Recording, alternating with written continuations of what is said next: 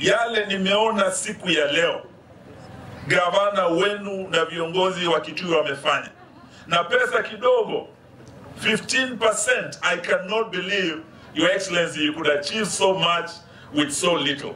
15% has worked miracles hapa Kitui. Na leo nimejiuliza, je, tukiweza kudouble hiyo pesa itoke 15% iende 35%, ni maajabu gani Mama Ngilu na watu wa Ukambani watafanya? Si ni maendeleo jamani? Munataka tulete pesa zaidi Ukambani? Munataka tulete maendeleo zaidi Ukambani? Hiyo ndio pendekezo kuu la BBI. Na nishukuru viongozi wote wa Ukambani for speaking in one voice, kusimama na Mheshimiwa Rais na kusema tutasupport BBI. Kusupport BBI ni kuongeza maendeleo Ukambani, ni kuongeza maendeleo Kenya. So we want to thank you and to say hiyo barabara tutembee pamoja.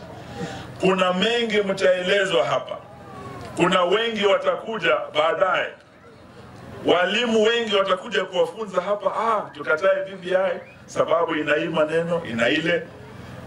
Kitu muhimu kwa BBI ni ugatuzi. Hii maneno ya BBI tulikuwa hapo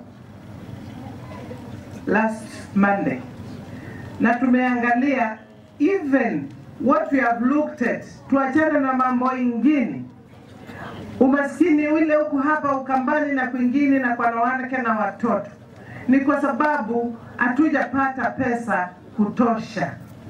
Na tukipata pesa kutosha, barabara zetu zitakuwa sawa, tutaongeza maji, tutaongeza mashule, mahospitali yetu itakuwa sawa.